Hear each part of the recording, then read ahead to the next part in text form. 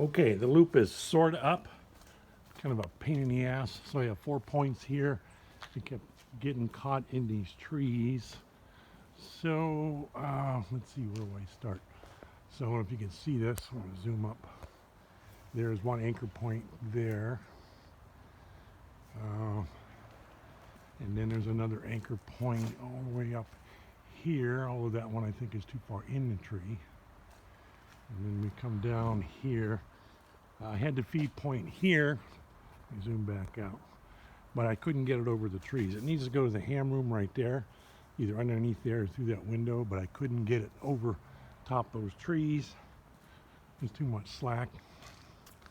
So, see, I have a pull line there, a string just to pull it out of those branches. It's not too far in there. There's the feed point. It's still saggy. I just can't seem to get it, the loop tight enough to pull that feed point up. But nevertheless, it is up there. Let's see if I can zoom in. There it is.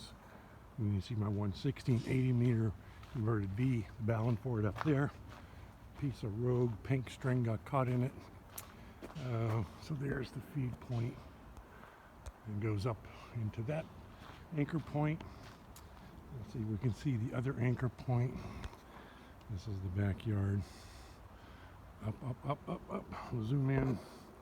And the other anchor point is right there.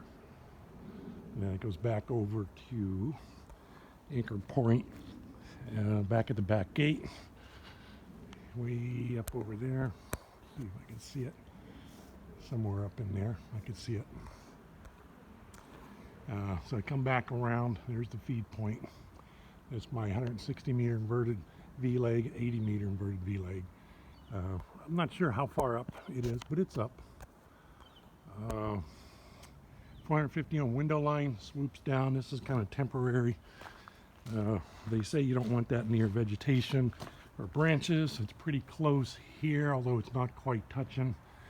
I might have to scoot that feed point over there, but that might make it directional. But nevertheless, it's not exactly touching. So it's underneath of it.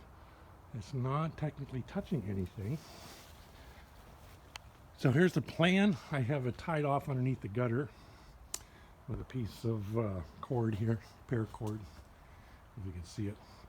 So it's away from the metal gutter, probably a foot maybe.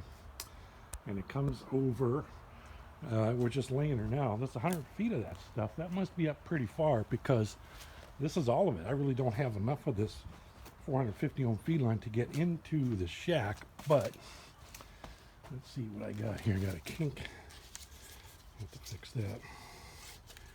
It was anchored there, and what I thought was there's the hole that goes right in the back of my ham shack room, which is upstairs, bedroom right there.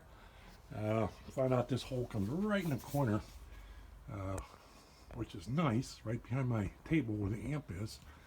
And right now that's the one that goes up to the balun for 160 meters. So thought what I'd do is tie this off here. I got a 1-to-1 balun, 2.5 to 1 balun. It's not quite the right balun. It should be either 4 to 1 or 1 to 1. But for tonight, I'll mount the balun here, up underneath there, and that'll come out to about a 2-foot piece of coax into the room, maybe 3 feet. And I'll be able to see what kind of resonance or I can get out of this thing or how it's going to work. So there you have it, preliminary view, W7SJ 7.3.